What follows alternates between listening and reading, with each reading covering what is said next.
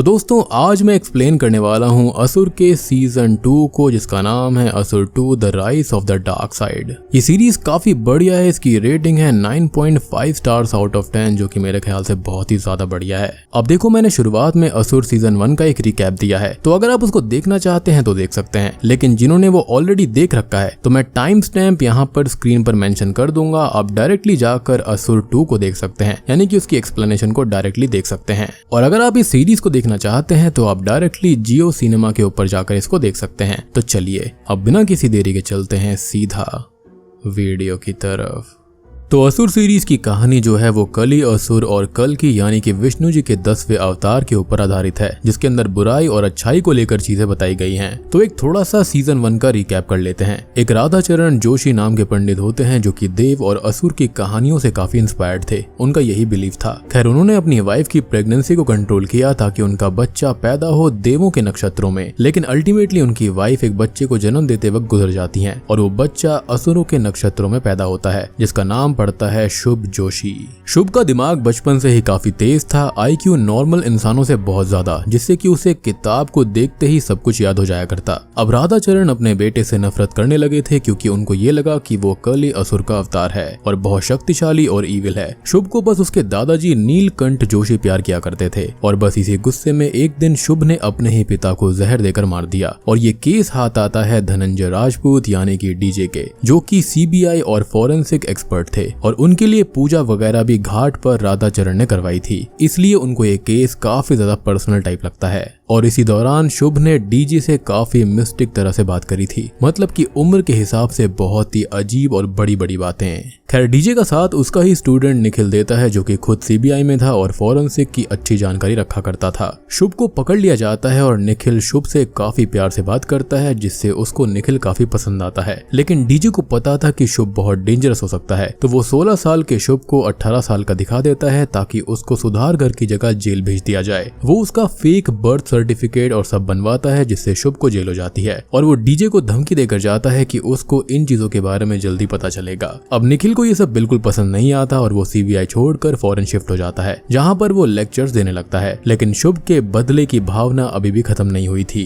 अब होता यह है कि कुछ ही सालों के बाद में अचानक से ही वियर्ड तरह से कुछ मौतें होना शुरू हो जाती हैं, जिनके आसपास कली का मास्क मिलता है और उनकी राइट हैंड की इंडेक्स फिंगर कट होती है, जिसकी वजह से निखिल को वापस इंडिया आना पड़ता है, जिसकी वाइफ नैना है और उनकी एक बेटी रिया है, जिसका ख्याल स्वाति नाम की उनकी मेड रखती है। अब नैना एक कोडिंग एक्सपर्ट है जो कि इनके केस में हेल्प भी करती है। उसके फॉरेन में भी काफी कॉन्टेक्ट्स होते हैं। अब निखिल का साथ उसको प्यार करने वाली नुसरत देती है जो कि खुद एक फॉरेंसिक एक्सपर्ट है और वो पोस्टमार्टम वगैरह निखिल के साथ ही किया करती। अब कहानी के हिसाब से हुआ ये था कि जेल में शुभ ने छोटी सी उम्र में एक कल्ट बना लिया था और उसकी बातें काफी मनमोहक थी, जैसे किसी भी डेविल की होती है, और कई लोग उसकी बातों में आ गए। अब एक रात अचानक से ही जेल में आग लगती है और वहाँ से 4 लोग भाग पड़ते हैं, तो शुभ के साथ उसके कई मेंबर्स हैं। अब कहानी के अंदर ऐसे ही शुभ अच्छे लोगों को मारता है ताकि वो भगवान विष्णु के 10वें अवतार को धरती पर जन्म लेने के लिए मजबूर कर पाए, क्योंकि कहानी के हिसाब से कली को विष्णु से बदला लेना है, क्योंकि उनकी वजह से ही असुरों की 3 सिटी शिव जी ने तबाह कर दी थी।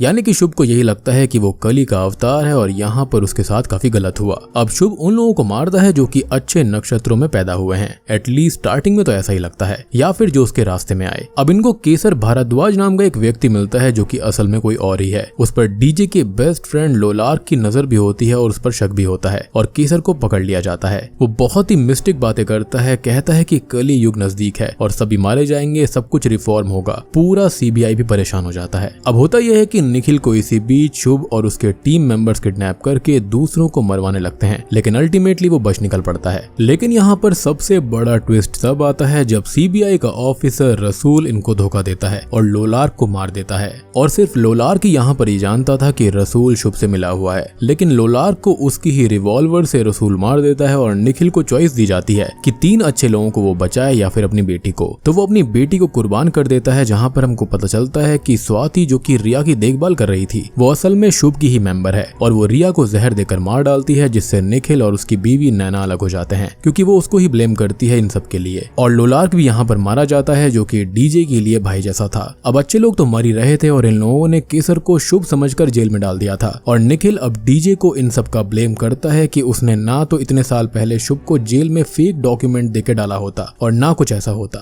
और बस अब सीजन 1 के एंड में डीजे और रसूल एक दूसरे को देखते रहते हैं, जिसके साथ सीजन 1 खत्म हो जाता है। तो सीजन 2 की शुरुआत में हम देख पाते हैं कि दुनिया केसर को रिलीज करने की डिमांड कर रही है, क्योंकि एक तो वो मोटिवेशनल स्पीकर टाइप है और दूसरा उसके खिलाफ सीबीआई के पास कोई भी सबूत नहीं था। मीनवाइल हम नैना को देखते हैं जो कि डिप्रेस्ड हुए निखिल से डिवोर्स चाहती है। उनकी बेटी रिया निखिल के डिसीजन की वजह से उनके साथ नहीं थी। लोलार की मौत से सब दुखी हैं। डीजे अब ये केस छोड़कर धर्मशाला हिमाचल प्रदेश में मॉन्क वाली जिंदगी बिता रहा है और निखिल खुद को खत्म करने की भी कोशिश करता है, लेकिन नुसरत उसको बचा लेती है। निखिल अब यहाँ पर पिल्स और सिगरेट्स का सहारा लेने लगा था जीने के लिए। खैर अब लोलार की जगह लेने उसकी ही स्टूडेंट ईशानी केस पर आती है, जहाँ पर उसका शक सीधा रसूल पे था कि रसूल काफी ज्यादा झूठ बोल रहा है, क्योंकि उसकी स्टेटमेंट 100% बिल्कुल मैच करती है। और लोलार सर हमेशा कहा करते थे कि जब केस में सब कुछ बिल्कुल 100% सही दिखे तो कुछ तो गड़बड़ है। ईशानी सीबीआई हेड से सब कुछ शेयर करती है, लेकिन रसूल पे कोई भी शक नहीं करता, क्योंकि वो कई सालों से वहाँ पर लॉयल होकर काम कर रहा था। लेकिन हम जानते हैं कि वो शुभ से मिला हुआ था और उसने ही लोलार को मारा है।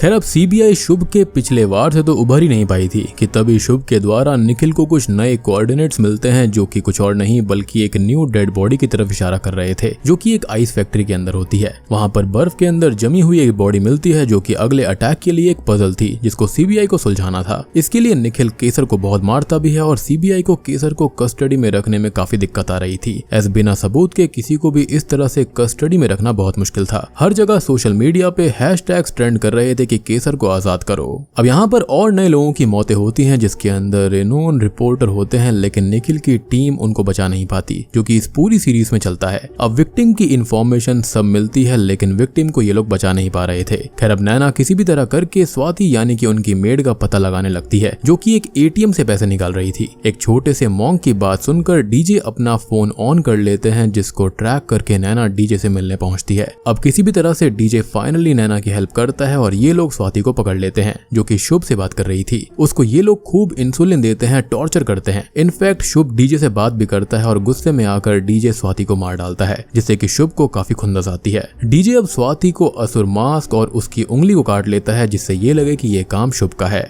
लेकिन अल्टीमेटली निखिल ये बात समझ जाता है कि ये काम शुभ ने नहीं बल्कि ये काम डीजे ने ही किया है, क्योंकि यहाँ पर फॉरेंसिक एक्सपर्ट की काफी जरूरत थी और वो यहाँ पर कोई और नहीं बल्कि डीजे ही था। इनफैक्ट उसको यही पता चल जाता है कि इसके अंदर उसकी खुद की वाइफ भी मिली हुई थी, लेकिन ऑब्वियसली वो यहाँ पर कुछ कर नहीं पाता, क्योंकि उसको भी पता था कि यहाँ पर जस्टिस सर्व हो चुकी है। अब निखिल और उसकी टीम तो ऑफिशियली काम करती है, लेकिन नैना और डीजे अनऑफिशियली इस पर काम कर रहे थे। खैर अब एक वियर्ड चीज होती है कि बांग्लादेश में उसके साथी जो होते हैं और इंडिया के अंदर जो साथी होते हैं वो मिलकर एक साइबर अटैक करते हैं, जिस दौरान शुभ 3 लोगों को मार डालता है। उनके हार्ट में असल में पेसमेकर्स लगे हुए थे, लेकिन वो एक साथ ही खराब हो जाते हैं, जिससे 3 अच्छे लोग मारे जाते हैं। और जिसने ये काम किया था वो शुभ का ही आदमी था, पुष्कर जौहरी, जिसको ये लोग सीसीटीवी कैमरा के जरिए पहचान कर उसकी तलाश में लग जाते हैं। ये व्यक्ति 2 साल पहले एक फर्म के लिए ग्राफिक डिजाइनिंग किया करता था, जहाँ पर सेक्सुअल असॉल्ट के चलते उसको काम से निकाल दिया गया, और उसके बाद में वो क्या कर रहा था इनको ज्यादा कुछ पता नहीं चलता, लेकिन नाउ वी नो कि वो शुभ के लिए काम कर रहा था।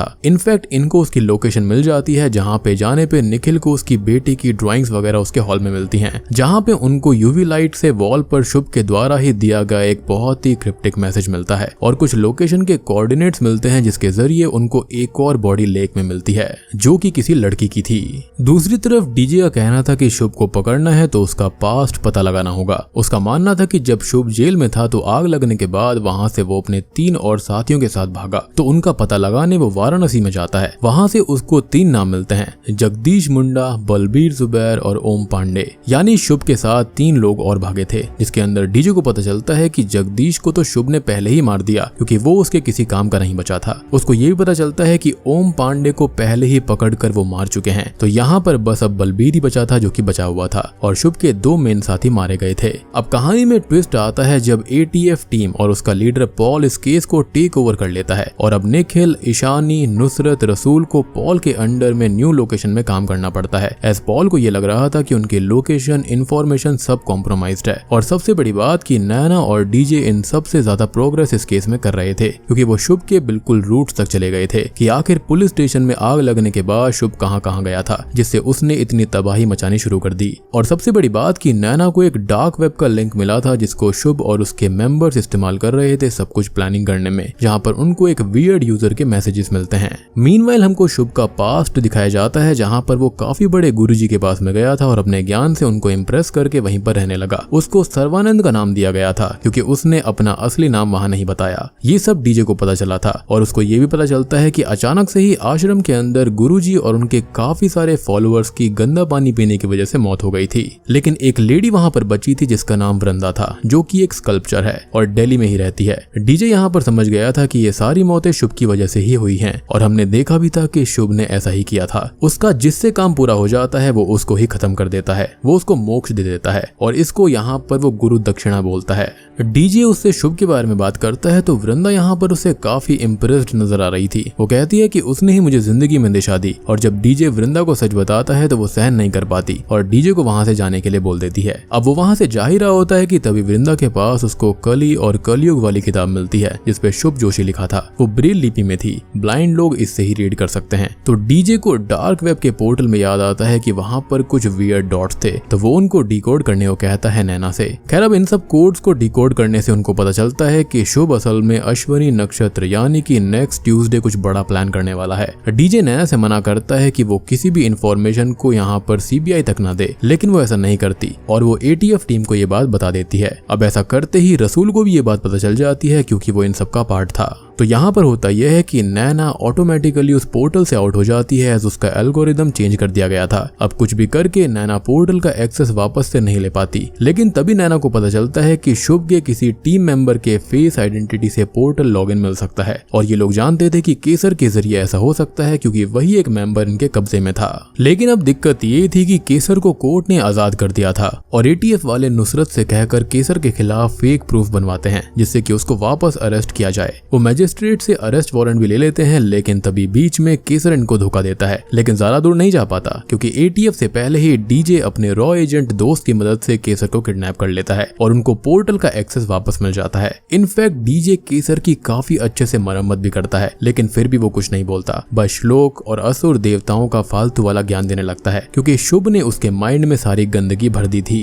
और इसके पीछे भी एक बहुत सॉलिड रीजन है जिसके बारे में मैं थोड़ी देर में बात करूंगा। अब हम थोड़ा सा केसर के बारे में जान पाते हैं जिसका रियल नेम असल में मुकुंद अग्निहोत्री होता है। असल में उसकी बीवी के ऊपर मंत्री के बेटे ने गाड़ी चढ़ा दी थी, तो उसने पुलिस कंप्लेंट करी थी, लेकिन उसके बदले उसको ही पुलिस खूब मारती है और धमकी देती है कि वो पुलिस केस वापस ले ले। तो केसर दुख में खुद को ही खत्म करने वाला होता है, लेकिन उसके गन के अंदर गोलियां किसी ने निकाल दी थी और ऐसा शुभ ने किया था और तब जाकर शुभ ने उसकी मदद करी और पुलिस वालों तक को मार दिया था, जिसके बाद वो उसका मेंबर बन गया। और शुभ ने एक बात कही थी कि उसकी जान अब शुभ के पास है और वो उसके लिए भगवान जैसा है, वो जब चाहे उसको मार सकता है, लेकिन फिलहाल उसको उसके लिए जीना होगा। नाउ वी नो कि वो केसर कैसे बना और उसके बर्थ सर्टिफिकेट फेक कैसे हुए थे।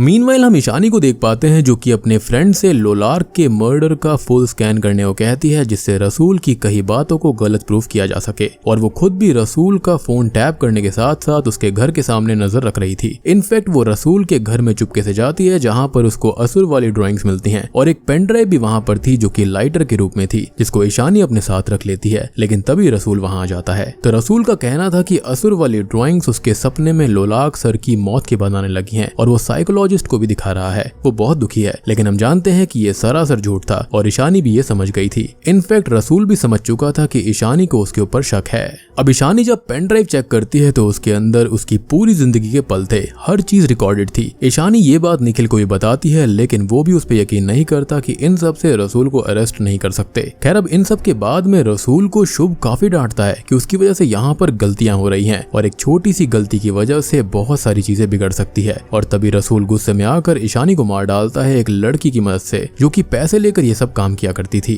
सबको ईशानी की मौत का पता चलता है तो निखिल गुस्से में रसूल पे हमला करने लगता है कि ईशानी को रसूल नहीं मारा है, लेकिन उसकी इमेज इतनी अच्छी थी कि कोई भी कुछ नहीं कर पाता। तभी डीजे अब रसूल के घर उसके रॉ एजेंट फ्रेंड को भेजता है जिसको ये पता चलता है कि ये रसूल है ही नहीं बल्कि ये तो शुभ का तीसरा साथी बलबीर है। जी हाँ, रसूल यहाँ पर बलबीर है जिसकी फुल लाइफ को ऐसे बनाया गया था जिससे कि वो फेक ना लगे। खैर अब डीजे फाइनली एटीएफ टीम और सीबीआई हेड के सामने सबूत लेकर आता है कि रसूल और बलबीर का डीएनए मैच कर गया है और उसके माँ बाप भी जिनको दुबई भेज दिया गया था वो भी इस बात की पुष्टि करते हैं कि हाँ यही बलबीर है, लेकिन उनसे ये कहा गया था कि उनका बेटा मारा गया है, क्योंकि हम जानते हैं कि शुभ के काम के अंदर मरना तो तय है। खैर अब रसूल अचानक से गायब हो जाता है क्योंकि वो जानता था कि उसकी पोल खुल चुकी है, और सबसे बड़ी बात कि वो नुसरत को उसी लड़की की मदद से किडनैप करता है जिसने ईशानी को मारा था। खैर अब सीबीआई टीम को पता चलता है कि आसपास के इलाके में बहुत ही ज्यादा हाई डेटा कंज्यूम हो रहा था। खैर वो लोग जब वहां पर पहुंचते हैं तो एक कार के नीचे अंडरग्राउंड बेसमेंट का दरवाजा था, जहां पर अंदर जाते ही उन्हें एक बहुत ही भयानक मिनी सुपर कंप्यूटर मिलता है। अब रसूल को यहाँ पर पता चल जाता है कि वहां पर सिक्योरिटी ब्रीच हुई है और ऑटोमेटिकली डेटा एक रिमोट लोकेशन में ट्रांसफर होना शुरू हो जाता है, जिसको नैना रोक लेती है। तभी रसूल डीजे को कॉल करता है कि नुसरत के बदले उसको केसर चाहिए और डेटा ट्रांसफर उनको रिज्यूम करके सारी हार्ड ड्राइव्स को डिस्ट्रॉय करना होगा, और अगर ऐसा उन्होंने नहीं किया तो नुसरत मारी जाएगी। अब खुंदस में डीजे केसर के सर पे बंदूक तान देता है और उधर नुसरत के सर पर रसूल ने बंदूक तान दी थी, लेकिन नैना अब किसी और को मरता नहीं देख सकती थी, तो वह रसूल या फिर बलबीर के प्रपोजल के लिए मान जाती है। डेटा ट्रांसफर रिज्यूम कर दिया जाता है जिसके अंदर लगभग 10 घंटे लगने वाले थे। सोचो कितना डेटा होगा, सुपर कंप्यूटर को भी 10 घंटे लग रहे थे। और ये क्या डेटा है तो इसके बारे में मैं आपको थोड़ी देर में बताऊंगा।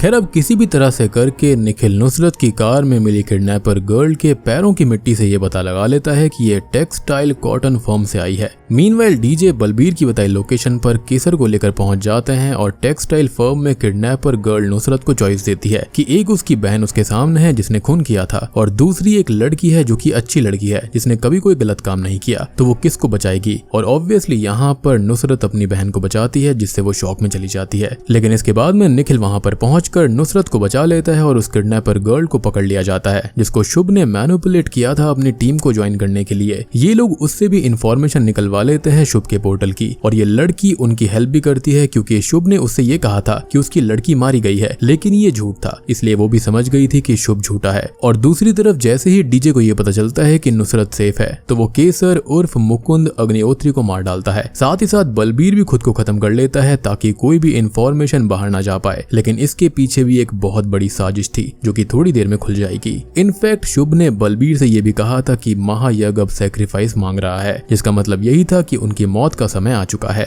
अब ये मंजर देखकर सभी शॉक्ड हो जाते हैं, जिससे सीबीआई फिर से एक डेड एंड पर पहुंच जाती है। खैर अब आपको याद होगा कि बीच में एक लड़की की लाश लेक के अंदर मिली थी, तो उसका असली नाम शालिनी है। अब पता चलता है कि वो एक बहुत ही बड़े बिजनेसमैन अर्जुन भल्ला की गर्लफ्रेंड है, और जब पॉल इस बात को इन्वेस्टिगेट करने अर्जुन भल्ला के पास में जाता है तो उसको पता चलता है कि वो तो उस वक्त ऑस्ट्रेलिया में था। लेकिन इन्वेस्टिगेशन के जरिए शालिनी के लैपटॉप में एआई रिलेटेड बहुत ही कॉम्प्लेक्स एल्गोरिदम्स मिलती हैं, जिसका इस्तेमाल असल में अर्जुन भल्ला अपने स्टॉक्स के प्राइस को बढ़ाने में ले रहा था। वो लॉस में चल रहा था, और तब जाकर उसकी मुलाकात शालिनी से एक पार्टी में होती है। यहाँ पर उसने सारा सच बता दिया था, जहाँ पर शालिनी ने डायरेक्टली उसको ये बॉट्स वाली एआई फैसिलिटी की ऑफर करी थी, और अर्जुन मान गया क्योंकि वो 1 साल में ही बैंकरप्ट होने वाला था। लेकिन ये सब एक बड़ी पिक्चर का पार्ट था, यानी कि ये वाला केस और बलबीर की मौत जुड़ी हुई थी। खैर अब ऐसा इसलिए होता है क्योंकि सीबीआई अर्जुन भल्ला को अरेस्ट नहीं कर सकती थी, क्योंकि इससे आम जनता का पैसा डूब जाता और 89,000 करोड़ का नुकसान हो जाता। हर जगह केओस फैल जाती, लड़ाइयां हो जाती।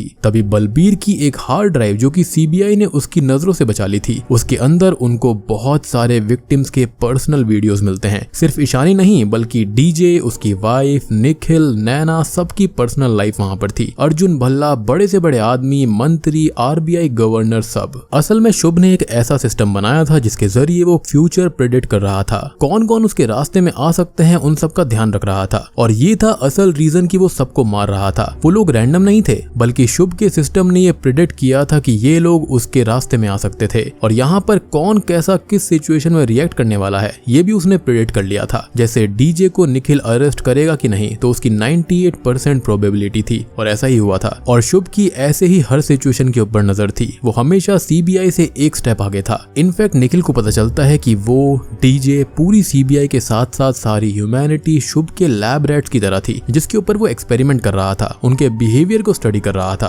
ताकि वो उनसे हमेशा एक स्टेप आगे रहे। और ऐसा काम तो शायद भगवान ही कर सकते हैं, यानी कि वो यहाँ पर फेक गॉड बनना चाह रहा था। असल में उसका असली मकसद था कली युग को अपने चरम सीमा पर लेकर जाना, जिससे कि जो विष्णु जी के 10वें अवतार कल की हैं वो यहाँ पर जन्म लेंगे और शुभ उनको मार दे, क्योंकि वो खुद को कली मानता है। खैर अब डीजे के पास में वृंदा का कॉल आता है और वो जाकर उससे एक इन्फॉर्मेशन लेता है कि शुभ असल में एक प्रोफेसर के साथ काम कर रहा था और डीजे कॉलेज पहुंच जाता है, जहाँ पर उनको प्रोफेसर की जली हुई लैब मिलती है, जहाँ पर उसको प्रोजेक्ट अश्वत्थामा की किताब मिलती है, जो कि शुभ और उस प्रोफेसर ने मिलकर बनाया। एक ऐसा एआई प्रोजेक्ट जिससे हर इंसान के बिहेवियर को स्टडी करके फ्यूचर प्रेडिक्ट किया जा पाए। लेकिन शुभ पहले से जानता था कि डीजे वहां पर आएगा, तो उसके लिए पहले से ही एक नोट था कि मैं हर चीज में एक कदम आगे रहूंगा। तभी हम पास्ट में ये देख पाते हैं कि असल में शुभ ने प्रोफेसर का इस्तेमाल करके एआई प्रोजेक्ट पूरा कर लिया था, जहां पर वो खुद पे टेस्ट करने के लिए बोलते हैं, जहां पर सिस्टम ये प्रेडिक्ट करता है कि शुभ प्रोफेसर को जान से मार देगा, जहां पर प्रोफेसर हंसकर टाल देते हैं कि इस सिस्टम के अंदर मोरालिटी की कमी है और ये परफेक्ट नहीं है। लेकिन सून प्रोफेसर को रियलाइज होता है कि उसकी चाय के अंदर शुभ ने जहर दिया है, जिससे उनकी मौत हो जाती है और ये सिस्टम बिल्कुल सही था। अब शुभ यहाँ पर सच में कली बन चुका था। इनफैक्ट वो अपने प्रिय दादाजी नीलकंठ जोशी तक को भी मार डालता है, ताकि वो सारे के सारे प्यार और रिश्तों से आजाद हो जाए।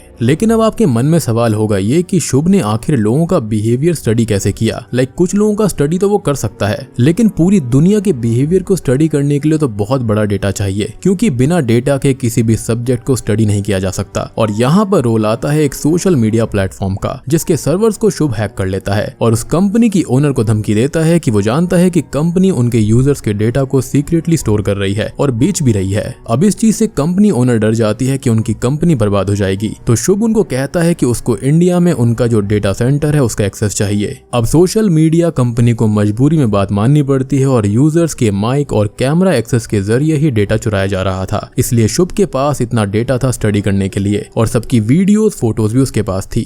ये चीज चोरी छुपे हो रही थी, इसलिए किसी को भी इन चीजों का पता नहीं चलता था। और ये सब देखकर सुनकर तो मेरी इतनी फट रही है, क्योंकि हम सब लोग भी यहाँ पर सब कुछ इस्तेमाल करते हैं, तो क्या पता ये कंपनीज हमारा भी डेटा चुरा रही हों। खैर शुभ के लिए एक सीक्रेट डेटा सेंटर रख दिया जाता है, जिसको ऑपरेट कौन कर रहा था, सोचो। तो आपको याद होगा कि शुरुआत में 3 लोग पेस मेकर्स खराब होने से मारे गए थे, जिसका शक एक ग्राफिक डिजाइनर पुष्कर जौहरी पर था, तो इन सर्वर्स को वही ऑपरेट कर रहा था। नैना ये सब पता लगा लेती है और जब एटीएफ टीम वहां पर जाती है तो वो खुद को ही शूट कर लेता है और जो उसके पास से रिकवर होता है टीम अपने पास रख लेती है। खैर अब तभी अचानक से ही होता यह है कि मीडिया के ऊपर मरे हुए बलबीर की एक वीडियो वायरल होती है, यानी कि मरने से पहले उसने एक वीडियो रिकॉर्ड करी थी, जहां पर वो ये बता रहा था कि अर्जुन भल्ला शालिनी की मदद से स्टॉक मार्केट को मैनिपुलेट कर रहे थे और उनका स्टॉक इतना हाई खुद से नहीं गया, बल्कि एआई सॉफ्टवेयर बॉट से हुआ है। इनफैक्ट ये सब शुभ और बलबीर का प्लान था। उसने मरने से पहले इस वीडियो को रिकॉर्ड कर लिया था, जिससे सीबीआई फंस जाए। और मैंने आपको बताया भी था कि यहाँ पर शुभ और अर्जुन भल्ला में लिंक है, तो यहाँ पर ये वही चीज थी और यहाँ पर ये एक बहुत बड़े प्लान का पार्ट था। लेकिन वो कैसे? तो बलबीर बोलता है कि सीबीआई इसमें मिली हुई है। जी हाँ, और यही रीजन था कि आरबीआई गवर्नर ने भी रिजाइन कर दिया था, क्योंकि अर्जुन भल्ला और आरबीआई गवर्नर की वीडियो साथ में थी। अब सीबीआई के ऊपर इल्जाम लगता है कि इसके अंदर उन्होंने अर्जुन भल्ला की मदद की और गवर्नमेंट भी मिली हुई है। बेसिकली वो खुद को शहीद दिखाकर सबको फंसवा देता है और जैसे ही अर्जुन भल्ला को यहाँ पर अरेस्ट किया जाता है, पूरा का पूरा स्टॉक मार्केट गिर जाता है, जिससे पब्लिक का गवर्नमेंट और सीबीआई पुलिस से विश्वास उठ जाता है। जनता में लड़ाई होने लगती है, बैंक बिखर जाते हैं, सिस्टम खराब हो जाते हैं और इसी प्लान के जरिए शुभ कली युग को उसके चरम सीमा पर ले जाना चाहता था, जिससे लोग मरे और विष्णु जी के 10वें अवतार यानी कि कल की धरती पर आए, जिससे कि शुभ उनको खत्म कर पाएगा।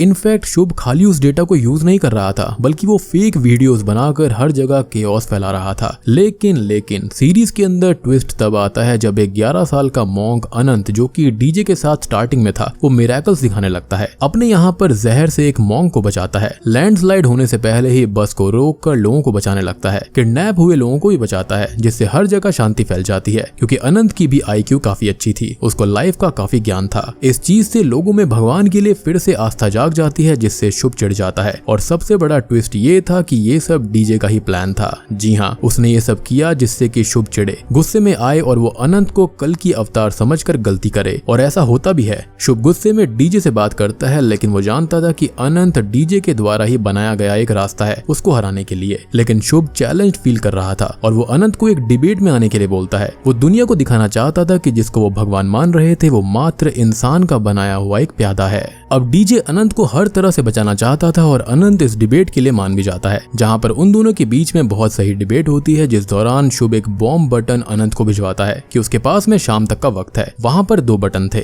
एक था उस जगह का जहाँ पर भगवान को मानने वाले बहुत हैं और एक वो जगह जहाँ पर हर कोई फैक्ट्स को मानता है, और अगर अनंत ने एक बटन चूज नहीं किया तो दोनों ही जगह के हजारों लोग मारे जाएंगे। डीजे तभी डिसाइड करता है कि वो अब और गेम नहीं खेलेंगे। वो उस बटन को ही तोड़ देता है और शुभ के पोर्टल से नैना को वो 2 लोकेशन पे मिल जाती हैं कि ये अटैक कहाँ पर होने वाला है। एक तो थी वो जगह जहाँ पर भगवान के भक्त आते थे यानी कि मुक्ति घाट, और एक होता है कॉन्फ्रेंस सेंटर जहाँ पर साइंस को मानने वाले साइंटिस्ट और डॉक्टर आए हुए थे दुनिया भर से, और दोनों ही जगह पर बॉम्ब प्लांटेड था। अब डीजे यहाँ पर अनंत के साथ मुक्ति घाट जाता है क्योंकि वहाँ पर अनंत को सम्मानित किया जाना था एक खास उपाधि से। एटीएफ लीडर पॉल जाता है कॉन्फ्रेंस सेंटर में और निखिल नुसरत जाते हैं शुभ की लोकेशन पे जहाँ से उसका एआई सिस्टम प्रोजेक्ट अश्वत्थामा और माया अस्त्र को रोका जा सकता था। यानी कि फेक वीडियोस वाली चीज को ये लोग माया अस्त्र बोल रहे थे और उससे बच पाना बहुत ही मुश्किल था क्योंकि अगर वो लॉन्च हो गया तो दुनिया बिल्कुल तबाह हो जाती। तभी शाम के वक्त शुभ मुक्ति घाट के टीवी स्क्रीन पे आता है और बोलता है कि उनका भगवान कुछ भी नहीं चुन पाया, इसलिए अब सब मारे जाएंगे, लेकिन अगर वो लोग उनके भगवान यानी कि अनंत को मार देंगे तो वो बच सकते हैं। मतलब लोगों के हाथों ही उनके भगवान की आहुति दिलवाना।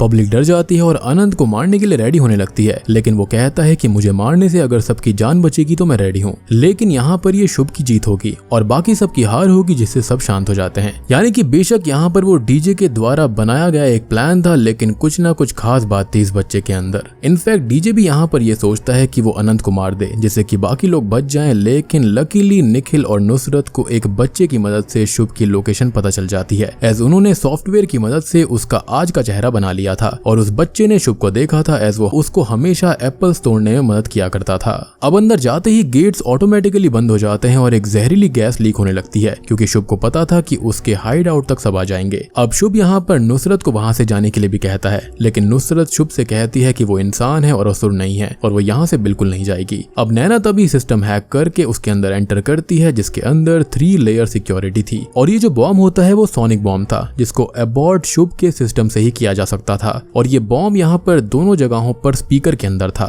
ये उसको वैसे भी कट करने की कोशिश करते हैं लेकिन उससे टाइमर और भी ज्यादा तेज हो जाता है, यानी कि उसको सिर्फ और सिर्फ शुभ के सिस्टम से ही डीएक्टिवेट किया जा सकता था। अब नैना के कहने पर निखिल को किसी तरह से अबॉर्ट वाला बटन मिल जाता है, लेकिन होता यह है कि डीजे निखिल को रोक देता है कि सोनिक बॉम्ब के शुरू होने के 10 सेकंड बाद वो घातक बनता है, क्योंकि डीजे को पता था कि ये नजारा देखने शुभ आसपास होगा। तो बस यहाँ पर बॉम्ब शुरू हो जाता है दोनों ही लोकेशंस के ऊपर। सबको बहुत तकलीफ होती है, लेकिन डीजे शुभ को देखकर उस पर गोली चला देता है और फिर निखिल भी बॉम्ब को अबॉर्ट कर देता है जिससे सब बच जाते हैं और निखिल और नुसरत गैस की वजह से वहीं बेहोश हो गए थे जिनको बाद में बचा लिया जाता है। अब तभी शुभ ये कहता है कि डीजे 11 साल के बच्चे को मारने के लिए रेडी था और डीजे शुभ को खत्म नहीं करता। रीजन ये था कि शुभ का ये मानना था कि इससे मोक्ष मिल जाएगा और शुभ यहाँ पर शॉक्ड हो जाता है क्योंकि उसके सिस्टम ने ये सब प्रेडिक्ट नहीं किया था। अब शुभ को जेल में डाल दिया जाता है और निखिल नैना को डिवोर्स पेपर्स पे साइन करके दे देता है। तभी निखिल मिलने जाता है सीधा शुभ से, जो कि उसको एक कहानी सुनाता है कि कली के 2 सेनापति थे जिनको अलग करके ही मारा जा सकता था जैसा कि डीजे ने किया। बाकी कली को एहसास हुआ कि उसको ऐसे नहीं मारा जा सकता और वो शरीर बदल सकता है। एक शरीर में उसको बिल्कुल भी नहीं रहना चाहिए जिससे कि कली का युग चलता रहे जब तक कि कल की धरती पर ना आ जाए। लेकिन निखिल अब शुभ की कहानी में इंटरेस्टेड नहीं था। वो उससे हाथ मिलाता है और शुभ भी ऐसा ही करता है क्योंकि वो उसके ऊपर डाउट नहीं करता था। लेकिन इस बार निखिल ने उसको जहर दे दिया था। जी हाँ, और इससे शुभ वहीं मारा जाता है और निखिल के हाथ पर एक जहरीली लेयर थी, वो स्किन के जरिए बॉडी में चली जाती है और शुभ यहाँ पर जैसे सबको मारा करता था वैसे ही उसका अंत निखिल ने कर दिया। निखिल समझ गया था कि डीजे गलत नहीं था बल्कि शुभ वैसे भी डेंजरस ही बनता, उसको जेल में डालते या फिर नहीं, लेकिन वो अल्टीमेटली ऐसा ही बनने वाला था क्योंकि वो इस मार्ग पर बहुत पहले ही निकल चुका था।